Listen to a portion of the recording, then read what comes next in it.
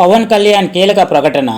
కాకినాడ నుంచి పోటీ చేసేది ఎవరంటే జనసేన అధినేత పవన్ కళ్యాణ్ పార్టీ కేంద్ర కార్యాలయంలో ఈరోజు కీలక ప్రకటన చేశారు. కాకినాడ లోక్సభ ఎంపీ అభ్యర్థిని ప్రకటించారు. కాకినాడ లోక్సభ స్థానం నుంచి జనసేన తరఫున తంగెళ్ల ఉదయ్ శ్రీనివాస్ పోటీ చేస్తారని తెలిపారు.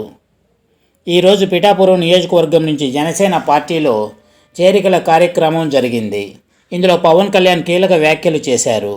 ఆంధ్రప్రదేశ్లో అసెంబ్లీ, లోక్సభ ఎన్నికల కోసం జనసేన పార్టీ టీడీపీ, బీజేపీతో కలిసి పొత్తుకు దిగుతున్నది. కూటమిలో భాగంగా జనసేన పార్టీ 21 అసెంబ్లీ స్థానాలు, 2 ఎంపీ స్థానాలలో బరిలో దిగుతున్నది.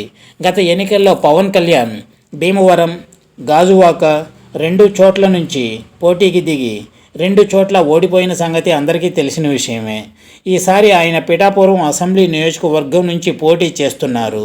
కాగా కాకినాడ ఎంపీ స్థానం నుంచి జనసేన తరఫున ఉదయ్ శ్రీనివాస్ పోటీ చేస్తారని పవన్ కళ్యాణ్ ఈరోజు ప్రకటించారు. పిఠాపురం నుంచి తనను కాకినాడ నుంచి తంగెళ్ల ఉదయ్ శ్రీనివాస్ను గెలిపించాలని ఆయన కోరారు. ఇది వ్యూవర్స్ పవన్ కళ్యాణ్ కోరిక.